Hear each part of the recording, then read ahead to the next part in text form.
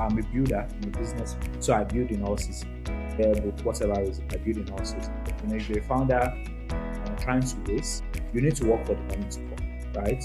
So do what it takes to make the money fine. When you do what it takes to make the money fine, then the money is going to fine. The lead of this fundraiser has been an investor to me since 2023 and has been a mentor to me since 2024. Since 2022. How much do you? I told them I need $1 million. And it was like, no. Let's not go that big. Let us start with something, small, and then based on demand, we can grow the whole thing from there. Hello, everyone. Welcome to Builders Block. This is a podcast where I sit down with founders, entrepreneurs, and operators building in the African Web3 ecosystem. The goal is simple to document the journeys behind the products that we see today, the wins, the struggles, and the lessons along the way. My hope is that somewhere in this conversation, you find an idea, an insight, or perspective that sticks with you. Now, let's get into it. Thank you so much, Gigi, for joining me on the podcast today. Yeah, thank you so much for having me. It's a pleasure being on your podcast with you. Yeah, absolutely. So, our guest today is the founder of ImportaPay, a cross border payment solution designed to simplify international payments for African importers. So, ImportaPay allows users to pay global vendors in currencies like USD and the Chinese yuan directly using Naira. And what this does is it basically helps businesses avoid FX delays and high cost that usually comes with cross border transfers. So whether you are a general trade partner or importer, clothing retailer, phone and accessory seller, or a beauty and hair product merchant, the goal at Importer Pay is simple: make global payments faster and easier. And so it's great to have you here. And so to get us started, I'd love for you to introduce yourself, touch on where you grew up, and how that environment has influenced you. Over to you. All right. So once again, my name is Divinegift Soetan, popularly called DG, and I'm a serial entrepreneur, a blockchain business by experts. I've done a whole lot of things in the tech space, Web 2, Web 3. And I think beyond, even before that, I've done a whole lot of things in the industrial economy. I once ran a fashion brand, more like an industry where we produce men underwears, boxers, and joggers.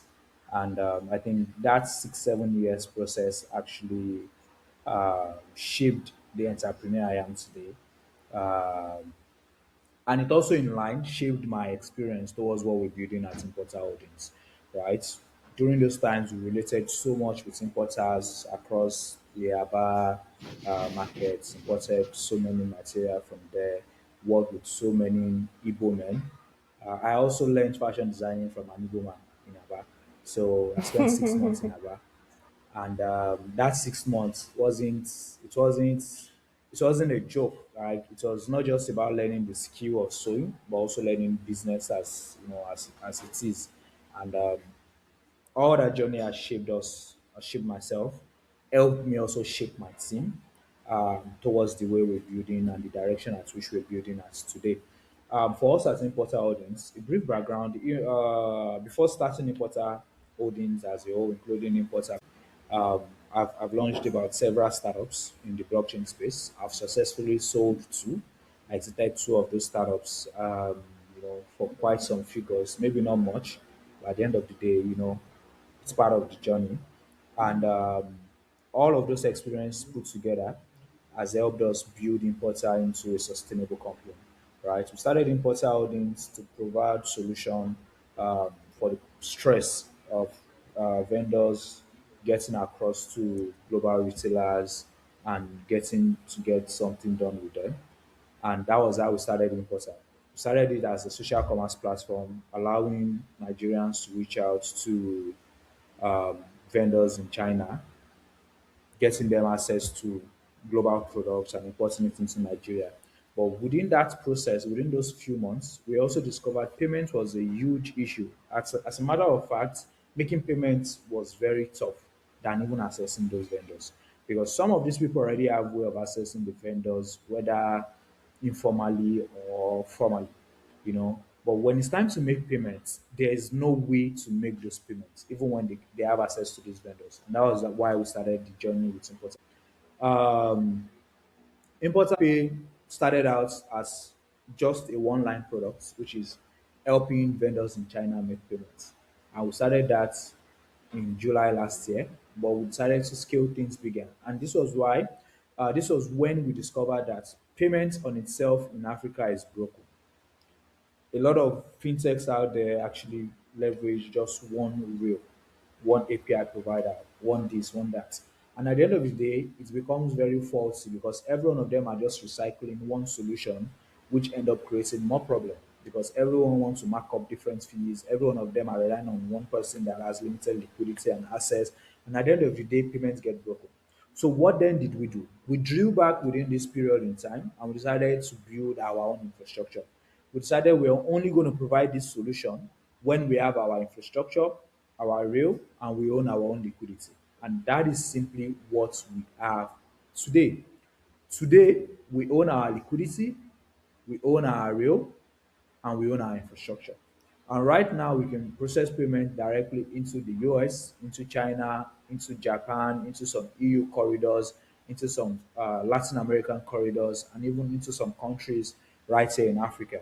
And you can pay this, you can make this payment at interesting rates. When I mean interesting, I mean very competitive rates, faster than counterparts and other status quo, and at very relatable fees. And that is simply what we have been working on for the past 6, 7 months of starting Importer Pay as a whole. And today we're glad we've achieved, some interesting milestone on the journey.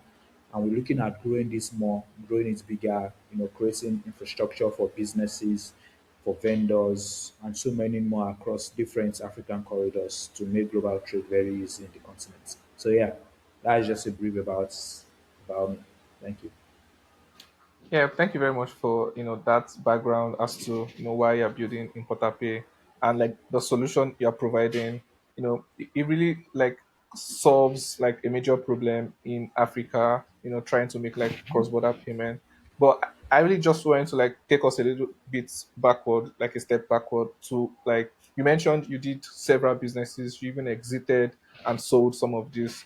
Um, what are some experiences that you've had growing up, right, that you think you know has shaped you now to being the serial founder, the serial entrepreneur that you are? You called yourself that while introducing yourself. So I want to understand, what are some experiences that, or what are some lessons that you've learned while growing up that you want to share on the podcast today?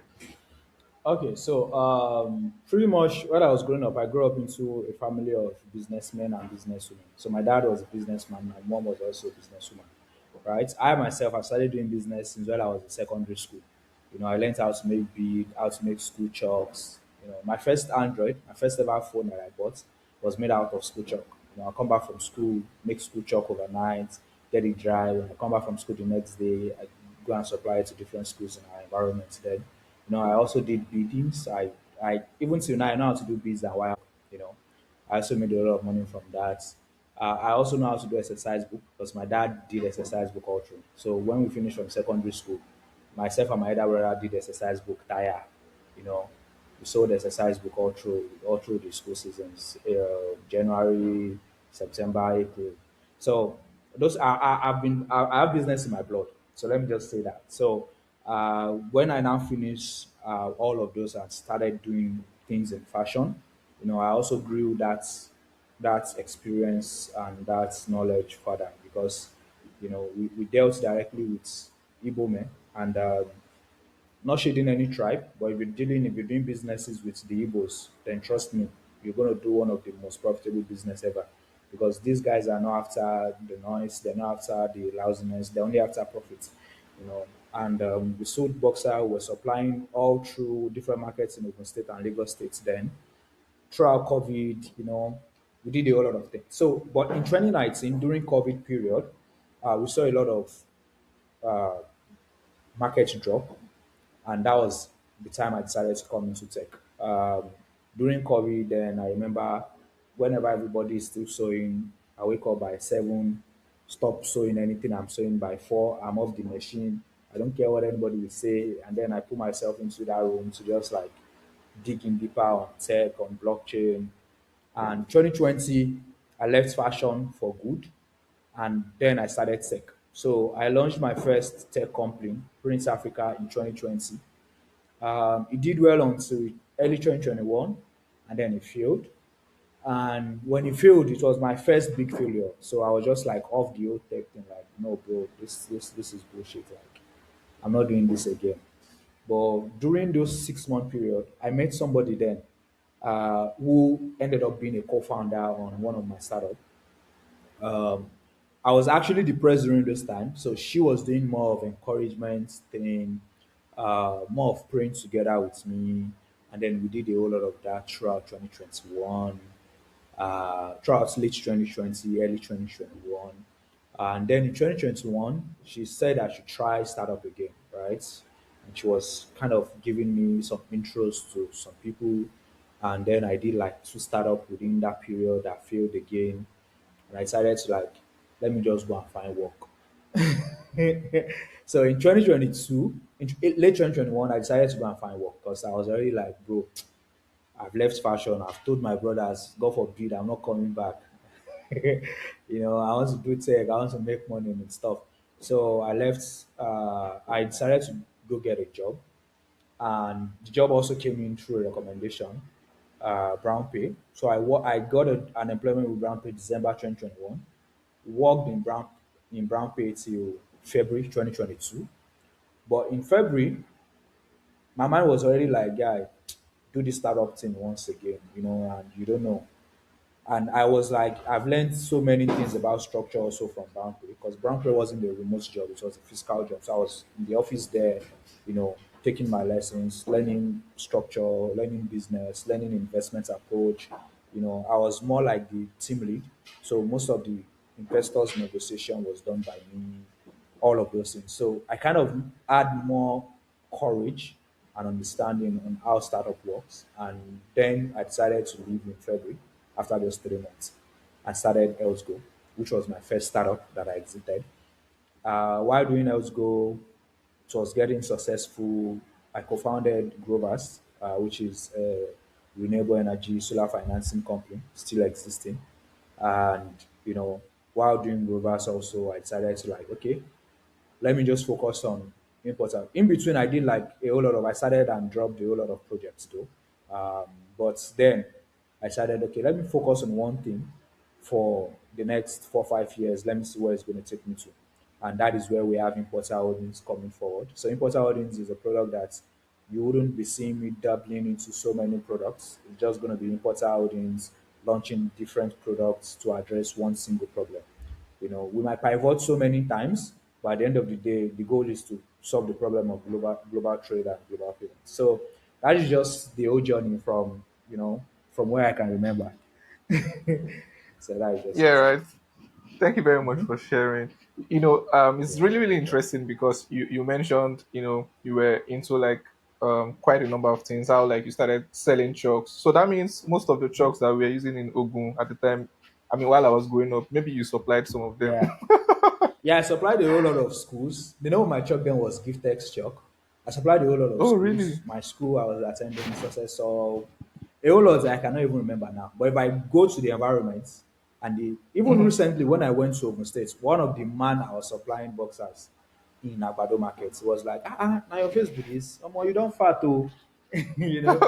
So that's just it. A whole lot of people that I meet today, or I still see, they were like, I know your face now. Even one close to my house here, I was supplying him boxers then. He didn't know until I went and I was like, I reintroduced myself. It was not like, I was looking at the Yeah. face now. The face looked familiar. I was like, that is just it. So, Yeah, that makes a lot of sense. The adventure, the different indulging in various businesses and failing and then picking yourself back up. I'm sure this is why you must have said, oh, maybe you are a serial entrepreneur, not just that, a relentless one at that. Um, yeah. was there ever a moment you thought about quitting? right? Because you mentioned that you told your brothers that you're never coming back, and Yeah, maybe you wanted to quit at some point, but then what kept you going? that 2021, 2020, I felt like going back. I felt like going back. But one of the things that kept me going was because I'm more of a visionary. I'm more of a futuristic value than whatsoever I get today. And so many people that relate with me today will tell you the same thing. I kind of spend more into the future than whatsoever I'm going to gain today. And that was what simply kept me going then. I kind of saw that the industrial economy was going down. One of the reasons I also left fashion was because we were not able to create much output than we were supposed to be because COVID came. During COVID, a whole lot of fraudulent activity started coming up. IDME, EDD, most of these young guys that were working with us then, they left to pursue that route. They left to pursue that route. They wanted to cash out big. And then imagine being able to produce 1,000 dozens of boxer in a week before, and then drastically it came down to maybe less than 50. How many machine do I want to press? And then I was just like, this is where the world is going to. And it's not like maybe I add something different then, but that is where the world is turning to today. How many people do you see still going into the industrial economy? Many of them don't do that. Those that are not even doing the fraudulent activity are diving into tech. They want to make money with their laptop. They want to make money with their phone. They don't want to make money with strength. And that was what I saw then, and I decided to start taking it so serious. I decided to start taking it so serious. Even if right now I'm still very much interested in the fashion industry, but I'm still looking for the best way to capture talent, people of talent that would be ready to actually do the work and not just folks that just want to sit back and they feel discouraged, over any simple market changes, stuff like that. So what kept me going was simply because of the vision. I was ready to invest anything back then into the future because I know this is where I wanted to be back then. So I was investing into this moment right since 2018, 2019. And where I want to be in the next 5, 10 years, I'm doing the investments right now. So when I get there, it's the experience, the exposure, the story is there to tell. So that is just what kept me going. Yeah, that's really really interesting. On your round neck, it says play ad, right? So that means you were playing ads into the future, Very hard, right? very Yeah, hard. right. And as a visionary, that makes a lot of sense. So for anyone watching, right, you have to be able to invest into like your future, the future that you see or that you envision. You have to start it now.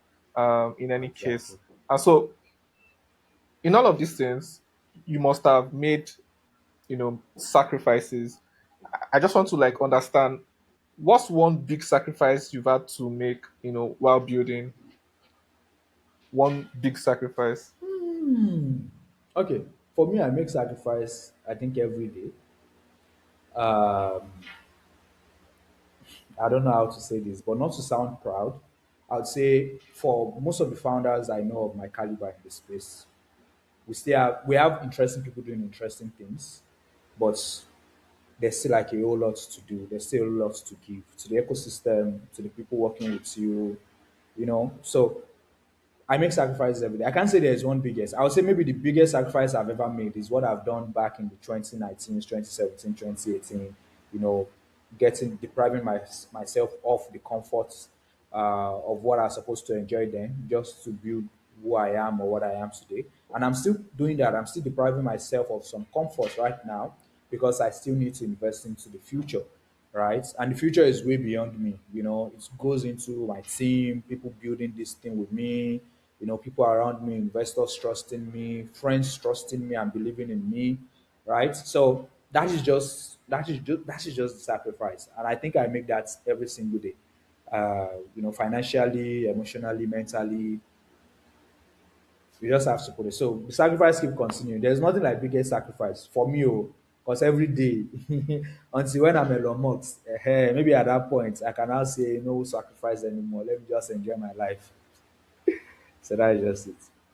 That makes sense. So I wanted you to like touch on like a point where you said probably like I can't remember the year now. You said like you had to sell certain things because maybe your wife just gave birth. Not sure, like, but there was like one of your, on your post where you mentioned maybe you sold certain things, and then, um, yeah. So I want you to like touch on it. I mean, that's really, really like grave, and So I bold. think there have been like different points. The first one actually was when I started HealthGo, right? When I left Brown Pay to start HealthGo. Then in Brown Pay, not that we're not getting much salary, but then that was also another point of sacrifice, right? I was very keen into the business and I wanted to see it grow, and I had to sacrifice some part of my salary and say, oh, you can keep some part as equity in the company and just give me some cash just to like feed myself, because they provided us with apartments then, um, if not 24 hours solar, I mean, internet, we were doing at least 7 to like 6 in the evening, you know, internet. So then I was like, maybe you just data to use overnight and just to eat. Okay, just give me 30, I think 30,000 naira out of the 100K salary that I was offered. So that is a point of sacrifice. So when I left, actually, there wasn't much with me. So I had to sell. At that time, I was using two phones. I was using a Vivo, one of the most expensive Vivo then, and an iPhone 11. I had to sell my Vivo. I had to sell like some other properties that I own just to be able to, buy domain, then pay our first developer that didn't even end up doing anything for me. I'm on story plenty. But at the end of the day, that was like a point of that was like the base starting points for me to get to where I am today. Because I believe if I hadn't sold those things then to start, I might be discouraged to even continue. I might have just quitted and just like, oh, let me go and find a job or something. It was very hard time then. Like I remember I'll leave my place and go to my mom's place to go and drink Gary, just to trek to come back to my place so that I can, I don't want my mom to know that, oh, I'll just let me come and greet you now. I'll use like an hour with her, rest, take Gary, go back again. I don't want to tell her that there's no money with me, oh, because she was like, Kilo de officially, why do you leave your work? What are you doing? So that's just like it. So there are different points of sacrifice. Not just only me, there are sacrifice also my team member made, right? There are days where we need to maybe pitch at an event and then, bro, there's nothing with me. I'm gonna call every one of them. This is my transport fare. Oh. We need 3,000, 5,000 to go to this pitch event, and these guys are gonna contribute, right? So it's the sacrifice, as I said, my own sacrifice is daily. It's not just what I've done. I do it. I've trained my team member to do the same thing. And right now, we're all coming together to build something interesting. Team members that are with me here on Importa are also the team member that has been building with me on HealthGo for a while. So only a few of them are new. Every one of them remaining have been building with me for the past 4 or 5 years now. So you can see it's a continuous sacrifice event. So every one of us are Yeah. sacrificing. My CTO is doing his part. My Hmm. business lead is doing his part. My designer is doing her part. Every one of us are doing our part. Do you understand? Yeah. So that is So, just it. right, it brings me to the point that each of our sacrifices compounds, right? It compounds and takes us to Exactly. like the next level. Okay, so let's talk about ImportaPay, right? For people hearing Yeah. about it for the first time, what is ImportaPay and why should anyone care? Okay. So firstly, importer pay is should I say, what we're trying to build, maybe it is not yet there now, but what we're trying to build is a solid infrastructure for global payments across every African country. And it takes time, but it's definitely possible. Why everyone should care is simply because by the time Importer Pay gets to its peak of performance, it simply means every single businesses in Nigeria, which Nigeria itself depends on to live and grow because 80 to 90% of what is consumed on this country or in this continent are being imported, right? So, what we're trying to build at the end of the day is an infrastructure that makes every single business owners that depend to grow the nation with global trade make easy payment. It also allows every single fintech who is trying to build solution for global transaction depend on a reliable infrastructure provider that allows them to make payments swiftly at competitive rates and at a very cheap amount, a very cheap fee. So that is why everyone should care. Right now, we're still in the phase of getting to that point, but we've gotten significant growth, impressive movements, interesting infrastructure that can now serve at least enough businesses in Africa to make global transaction directly with naira or with stablecoin rules. But even to make it very simplified, your local currency can do this transaction for you. So which is why you see on our website, put it there, make international transaction with naira. You don't need to bother about finding bureau de change to change your US dollars for you before you send it to your counterparty. All you need is your naira, and then transaction have been done. So that is what ImportaPay is building. Oh, awesome. I mean, thank you very much for, that explanation. You recently announced settlement capability in the US and also China. And recently you also mentioned, across various regions in the Yeah. EU, also like Africa. Latin What does America and that, even Africa. yeah, right. What does that unlock for anybody interested? So what this simply unlocks is, beyond before today, we had a whole lot of global transactions, global trade, mostly dwelling within China and the US. But in recent time, we've seen more businesses across African nations even interact.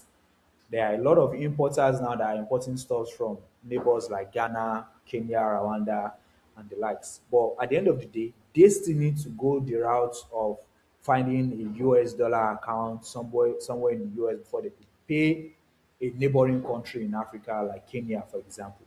So what we are doing is to close those gaps by providing them direct rail to pay those neighboring countries. Same thing in the Latin American nation, in Argentina, in Brazil, in Mexico. We've seen a lot of African businesses having to import one or two things from this region. Now, with our new infrastructure, you'll be able to pay those vendors, those manufacturers, those suppliers in those regions. Same thing in the UK. We have a whole lot of UK used phones being bought from those corridors. Same payments mechanism also goes into that part. And with time, we'll see this thing expand to maybe the Middle East, Dubai, and co. But for now, we're only dwelling on where our resources can just spread into without any sort of disappointment to the customer that's making the payment. So yeah, that's so our goal is simply focusing on region where we can provide excellence. So when I mean excellence, I mean regions where we know when we say we're providing this thing, we are providing it. Where it is not a maybe, it is not oh there's a possibility. No, this is something that can go through, and that is why we haven't made a whole lot of noise. We've been focused on building our infrastructure for the past few months to make sure that by the time we are out, we are providing excellence. We're not chasing the noise. We're not chasing, oh, this and that. We are providing excellence in our services. And that is what we're simply doing. Amazing. So this is Importa basically removing like the barrier, to like cross-border settlements and giving them Exactly. free access, right? Cheaper rates and Hmm. also faster, Exactly. right? Exactly. Speaking on that, on like your infrastructure, what role does stablecoins play, in your infrastructure? Okay, so one of the key things we have connected with stablecoins moves from treasury to delivery. In Africa, we have a whole lot of these businessmen, the Omoibos and stuff, still make payments in Naira.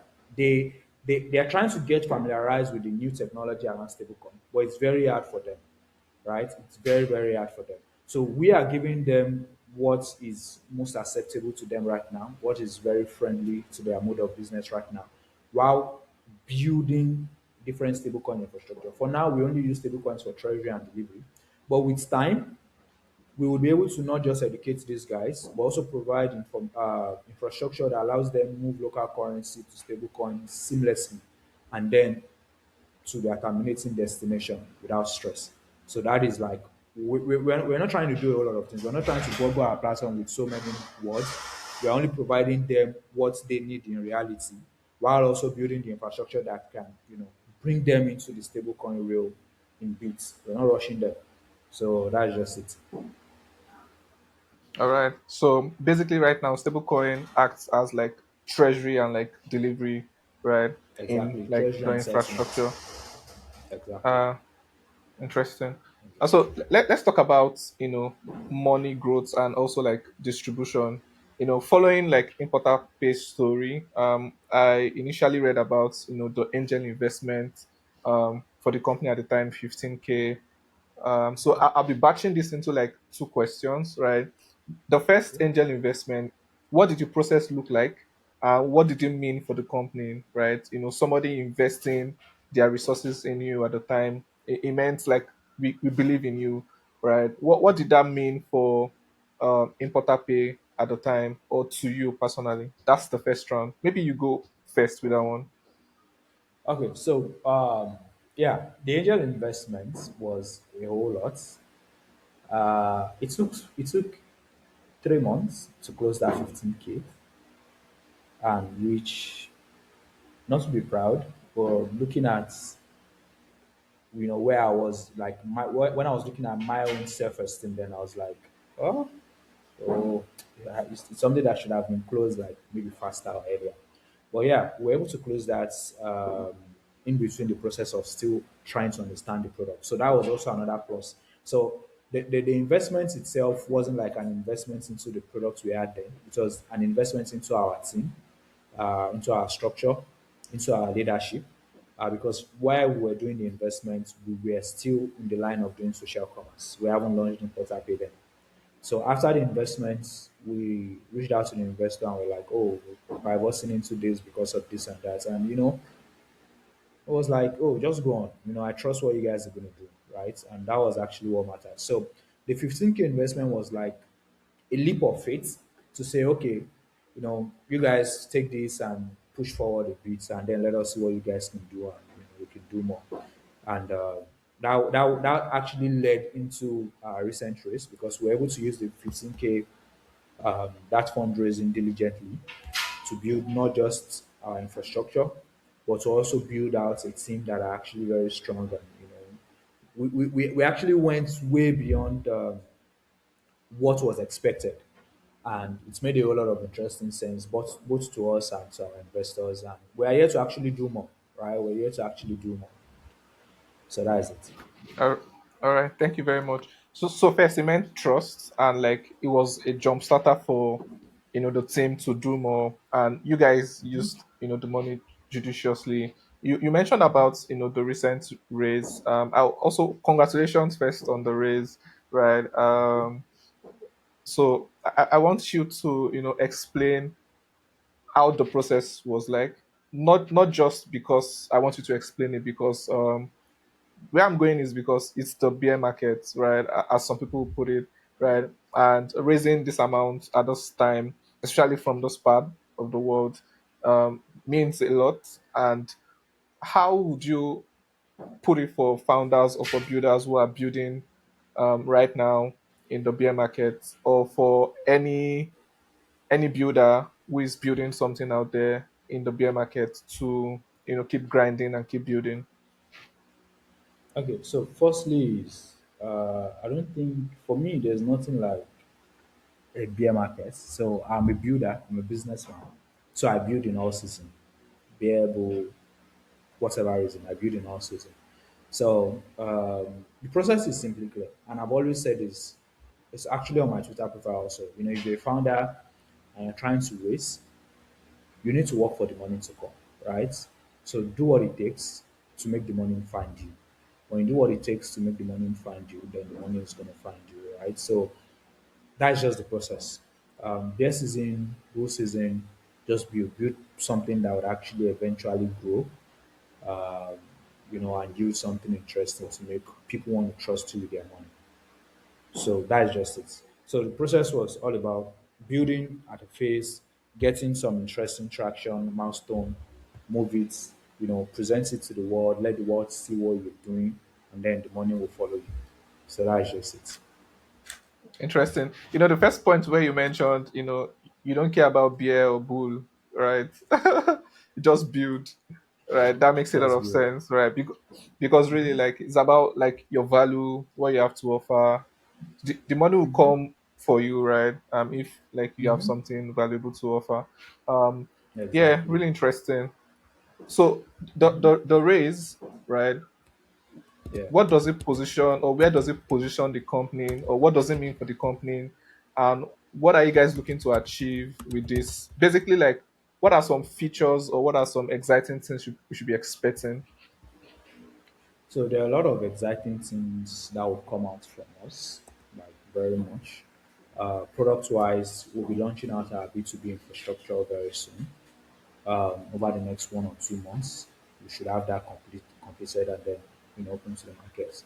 We'll be launching white labeling products for fintechs also that want to rely on credible infrastructure.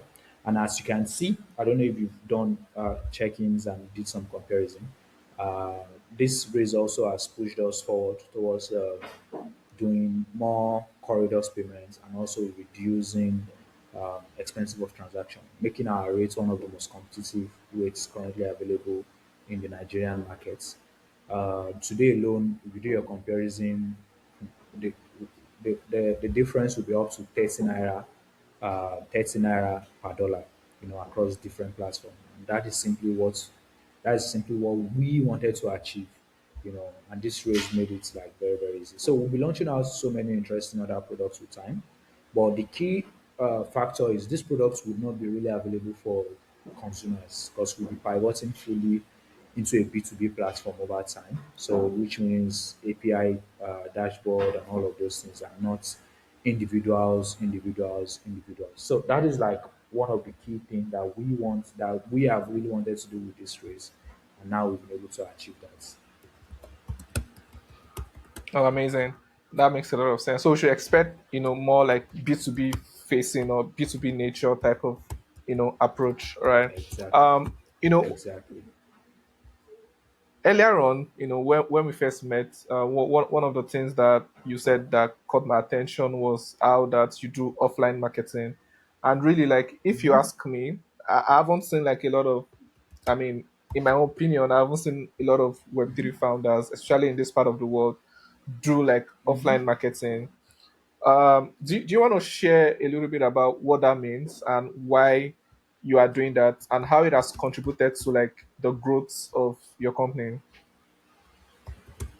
So the thing is, like I said, my own business experience growing up has always been doing what matters. It doesn't need to be flashy. It only needs to matter. It only needs to bring back revenue and growth to the company, and that is why we chose the offline marketing pattern. And that has been like one of the best things we've ever done because it has helped us so much well. Mixing and building relationship with our target customers has built a whole lot of interesting bond that they now trust us better. They now want to do business with us better. They now want to give us insight of what they need better than platforms that are only advertising to them, via social media, via Twitter and the likes. So I think that has been the best thing that has happened to us because now it has given us like more insights. It has given us to know the need of what our customers are and how to serve them, and pretty much understand how to relate with them at different times of their need, just to make sure that at the end of the day we're able to serve them. Serving them is the only thing that matters. It doesn't matter if you're serving them through Google Meets, either you're serving them through Book and Biro. Serving them is all that matters, and that is what we're focused on doing. Yeah, that makes a lot of sense. Doing what matters, regardless of like the approach, is a very Yes, important one. I think this also resonates with other like founders and entrepreneurs where like you have to actually do what matters. If like your clients are offline, you have to go into the trenches and basically like meet and them find where them. they are and find them. Exactly. And that makes a lot of sense, right?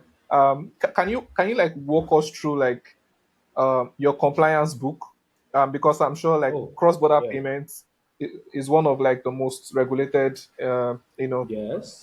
with industries in the world, right? Yeah. So walk us through like your compliance playbook, and so that every other person too can learn. Yeah. So when it comes to compliance, it's actually very large and huge. And part of our compliance playbook is also what is shifting us from B2C to B2B platform. We kind of have different policies and systems uh, integrated into some regulatory bodies in Nigeria, in Canada and also in the US. So one of our sister companies in the US is an MSB provider in the US, which we rely on to extend most of our USD services out of the region. We're currently in the process of applying for an MSB also in Canada. Over here in Nigeria, we have both banking as a service license with NIPSB and also with Ella Microfinance Bank. And with time, we're looking at also growing this further, acquiring licenses, independence licenses for global transaction, more like an IMCO license as we scale and as we raise more funding, which would enable us to achieve that goal, with time. So yeah, that is what compliance look like. So that is what licensing look like. Sorry, not compliance. So for compliance aspects, we kind of have a very rigid KYB system. We have an AML system.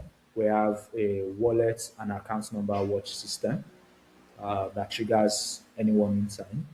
Our KYB system is very rigid, very, very rigid, which is why we want to go B2B because we can't go B2C and we don't expect every individual to have all of those information that we need to be provided during KYB KYC in our users. But we know businesses should have that, which is why we want to go directly for businesses that have those systems. We have AML policies, we have most of our policies are public. We have a very deep legal team here in Nigeria that is helping us with some of our interesting movements.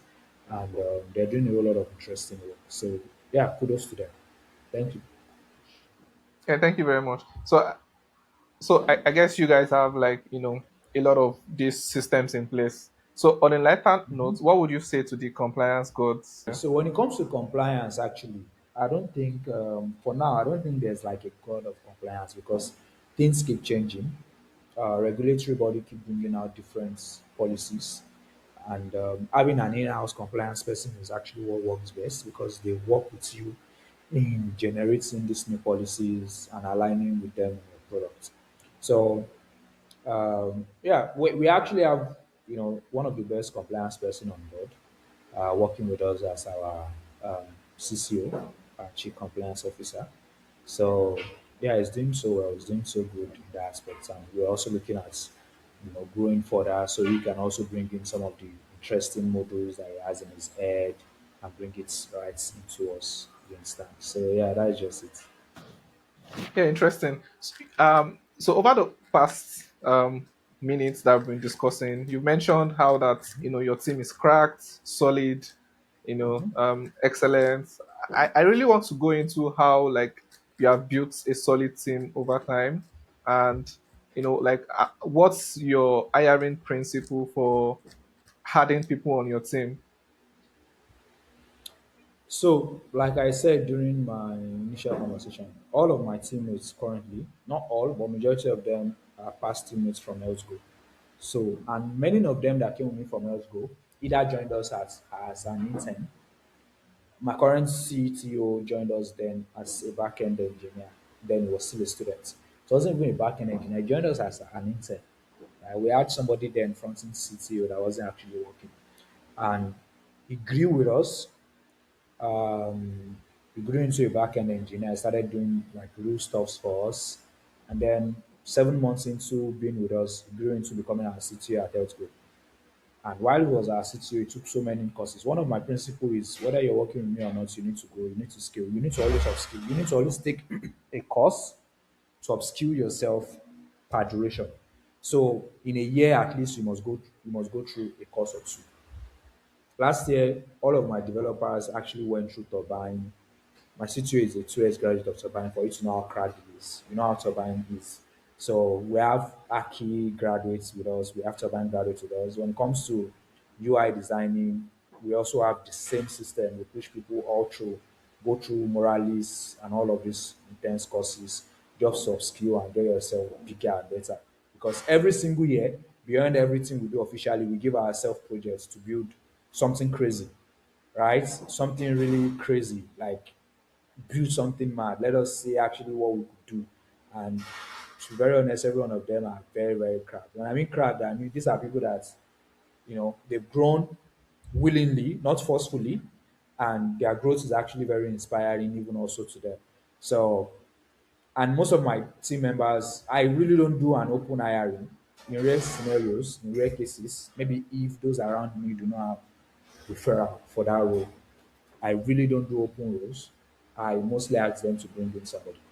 The two people that got employed at ImportaPay when we start, they were not, it wasn't an open role, right? It was referral based. Oh, I need somebody to attend to this, they bring in somebody. Oh, I need somebody to attend to this, they bring in somebody. And when the person join us and see our culture, he or she would have no other choices than to grow with the culture. Yeah, it might be very tough, because I'm very strict founder, right? You don't do anything, I give you sack letter, bye bye. But those that are ready to actually go through the process, they enjoy it.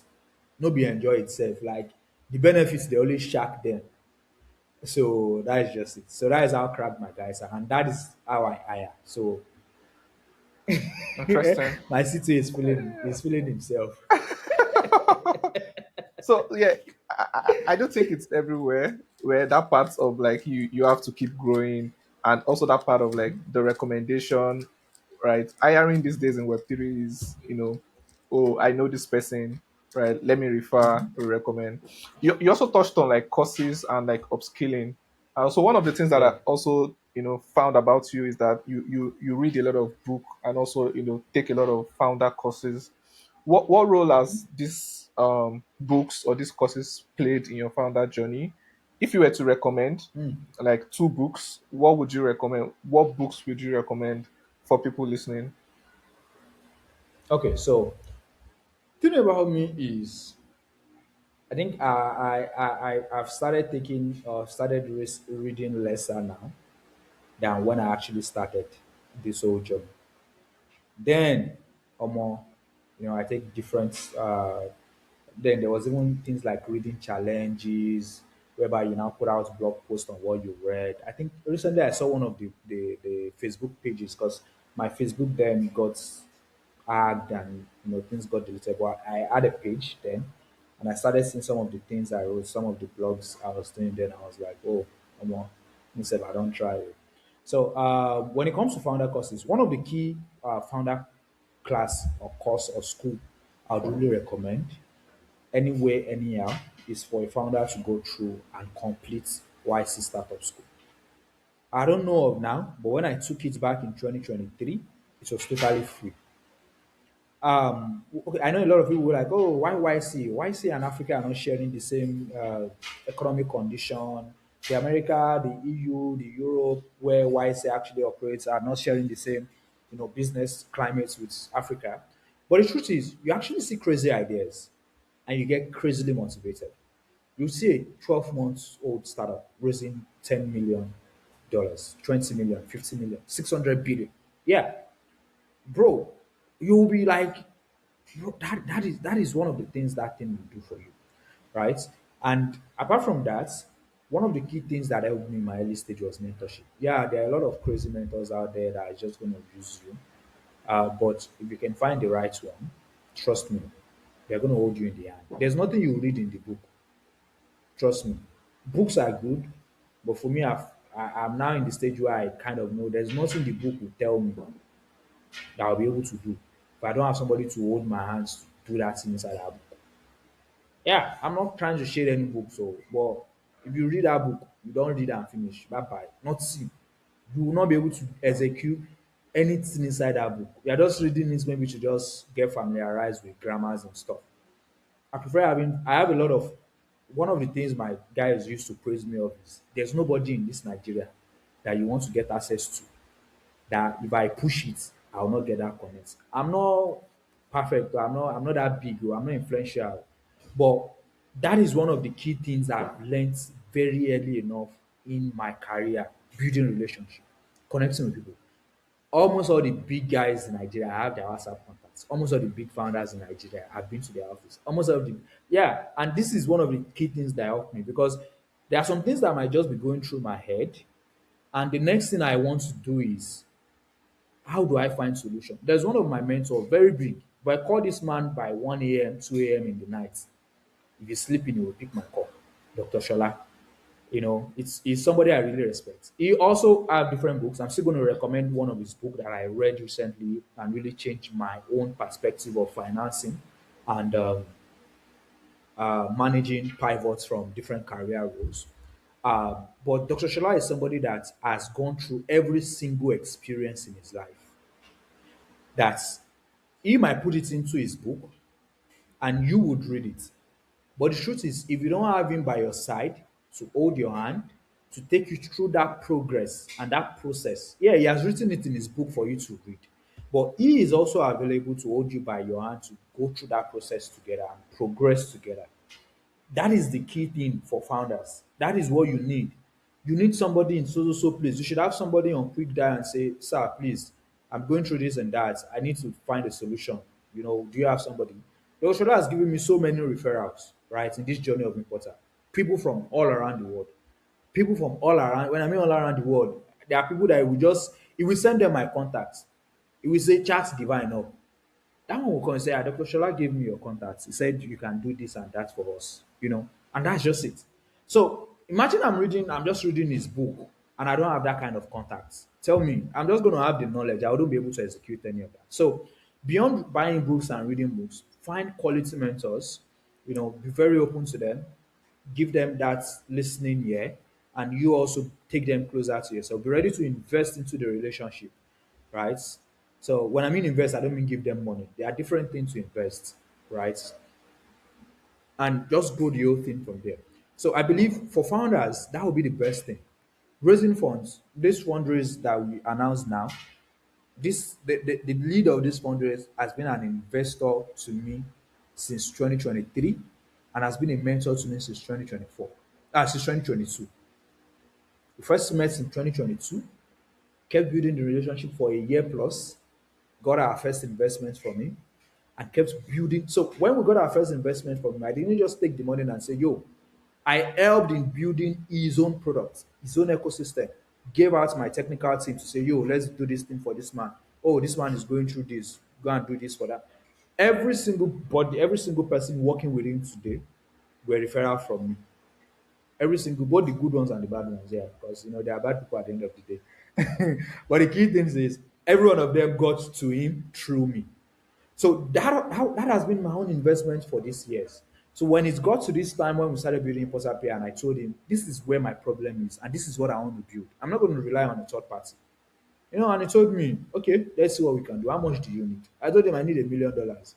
And I was like, no, no, no, no. Let's not go that big yet. Let us start with something, small, and then based on demand, we can grow the whole thing from there.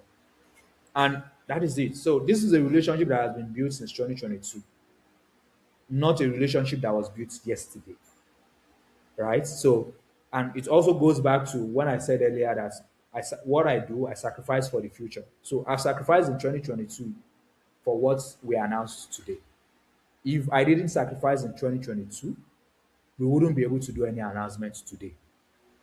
Do you understand? So that is just how it is. That is just how it is. So yeah, don't let me take your time. Thank you very much. I mean, thank you very much for that, insight. You touched on quite a number of things, which I think you've clarified. Reading books makes sense, but I think getting access to that network is also like great. So the way I think about it is, each of our network, they are a node, right? And each of those nodes have access to other nodes. And so you plugging into like Exactly. a network node plugs you into like other nodes. And just like you mentioned, you have to be able to also provide value. It might not be financial, right? But then in certain ways that sort of like help them. Okay, I mean Yeah. that's great. Moving on to the next question before we sort of like bring stuff to a close. What are certain mistakes that you see like founders or entrepreneurs making repeatedly so far? What are some of the mistakes?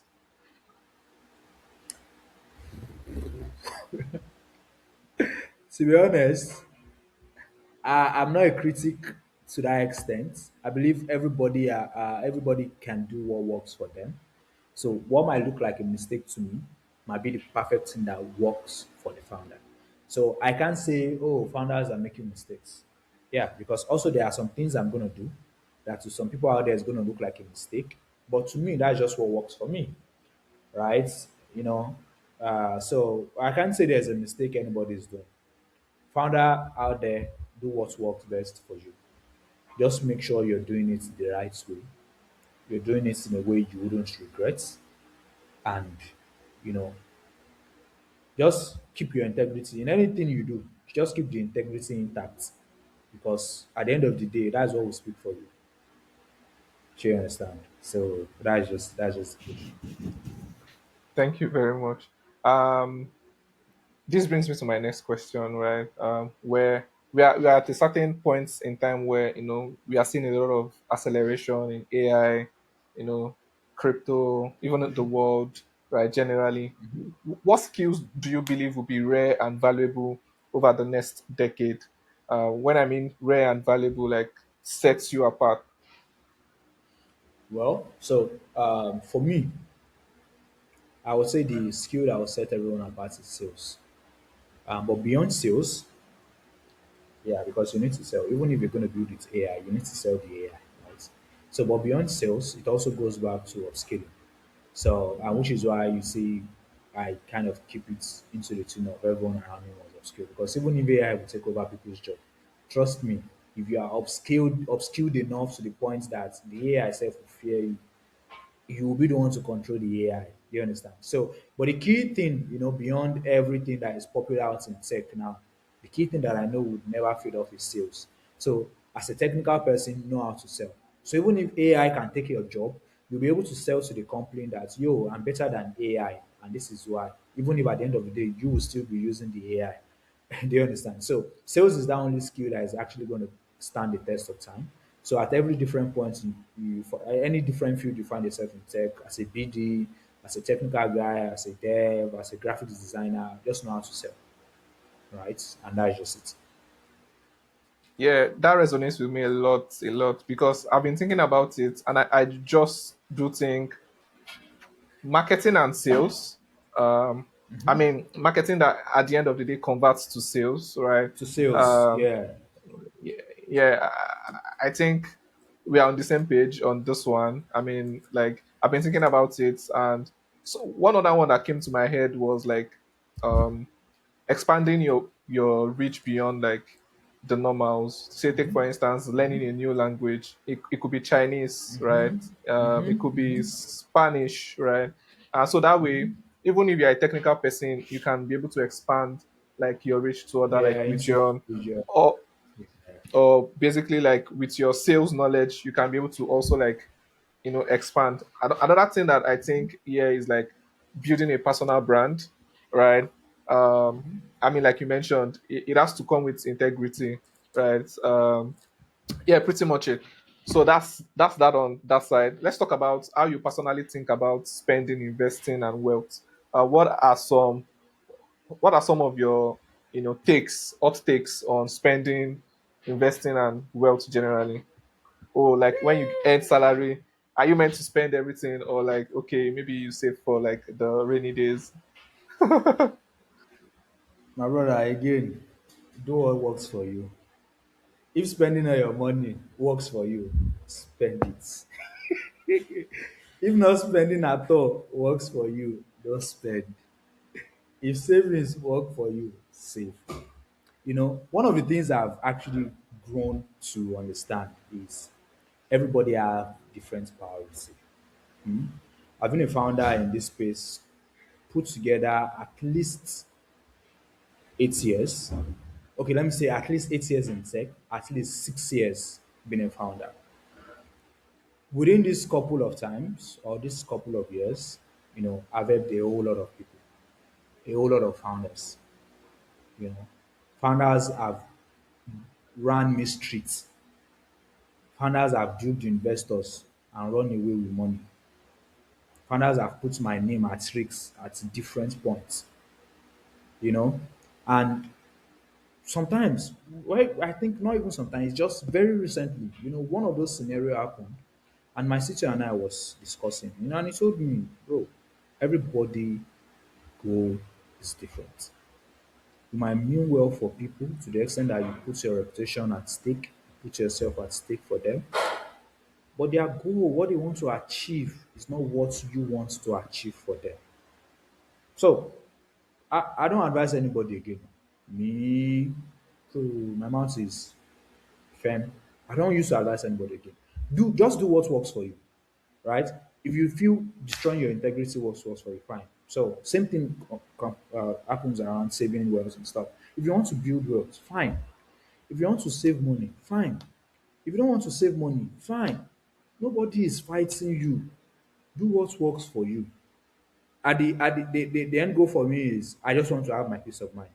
So anything you want to do, don't bring you closer to the point where it kind of destroys my own plan. So that's just it. So, but for founders that are serious, right? One of the things I've been telling all my guys right now is cash flow. Beyond tech, inside tech, outside tech, cash flow is king. Do what works for you to create strong cash flow economy, to create that, because beyond all of this, right, you still need to feed, you still need to build a family, you still need to give to your people, you have siblings, you have extended families. So do what works for you. If you think coming to the tech space to make money and then go and squander it on the extended family, do it. If you think building a sustainable business is what works for you, and spending time sacrificing, suffering yourself, for the latter good, do it. So that is just it. That is just how it works. So beyond that, I think I don't have any problem. Really, really interesting. Because I mean, to each their own, right? And you have stuff that just works for you. And just like what you said, people have like ulterior motives most times that you don't even know about, right? Exactly. Interesting. I think we've come to the end of like the podcast, but before then, we want to move to this session where I call break the block. Right. I'm going to be asking you Okay. two questions. No overthinking, just answer straight, you know. So Okay. first is if you had capital today and could invest in one African Web3 startup, which one and why? I'm investing in ImportaPay, and it's because I know what I'm building.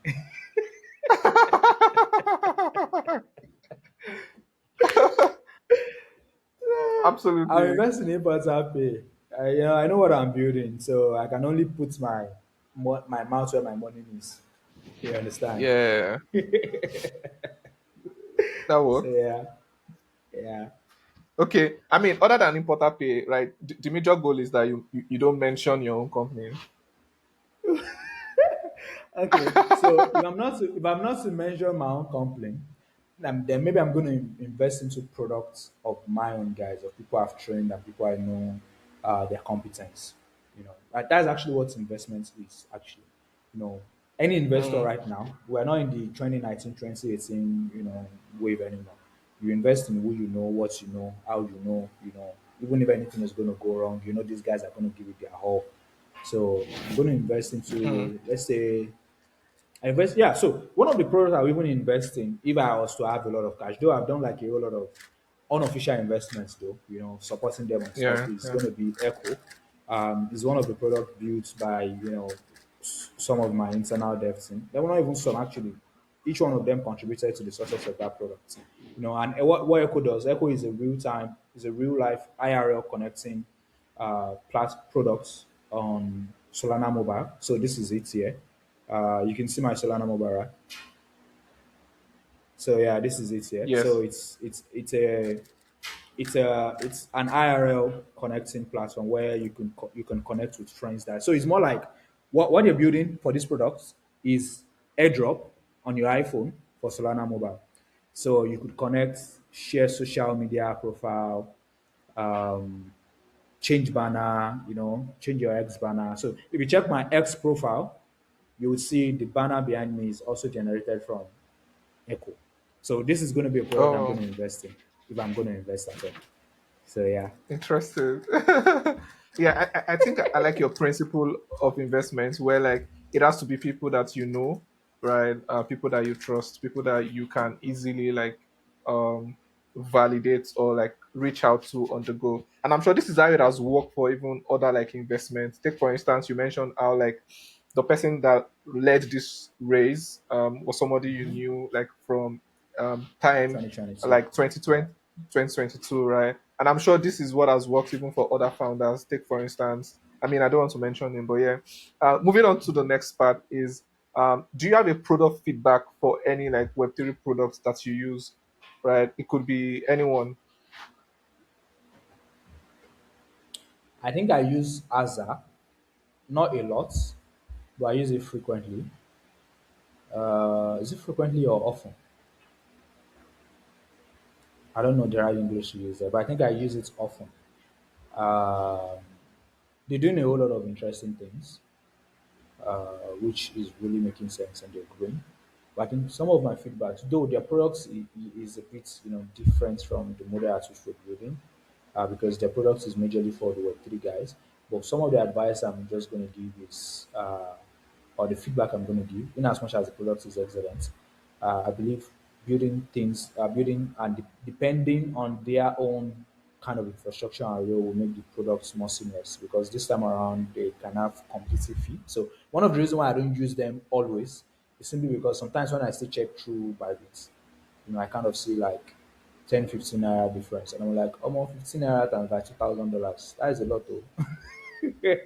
So I'll go and use Bybit, right? But imagine them building their own rail. It's gonna make like a whole lot of interesting sense. So yeah, then maybe them putting in or putting out some interesting AML structure around the products. In as much as it's a very interesting product, I still think there's high chance of Fraudster utilizing the platform for their own good, which at the end of the day wouldn't benefit the asset. But beyond these two, that product is very great. Like, and the founder, Tochukwu, I love that guy. That guy is an hustler, just like me. He has this hustling spirit. So I'm seeing the bright future, already for the product because it's one of the first in Africa. If they can expand, Mhm, cure the main problem around AML and expand their offering beyond just tables, trust me, it's mhm. gonna go really, really far. It's gonna go really, really, really far. So yeah, that's just it. Interesting. Thank you very much, DJ. We have come to the end of the podcast, right? And so as I sort of like round up, right? Today we've learned quite a number of things from you. Thank you very much for sharing your journey and insights as a founder. So if this conversation made you curious about, what DJ and the team are building, be sure to follow him on X and check out, ImportaPay.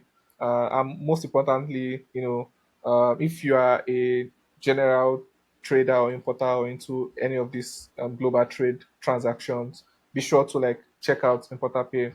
And if you found this conversation valuable, please like, comment, share, and subscribe to the channel for more conversations as this. Thank you very much for watching and see you in the next episode.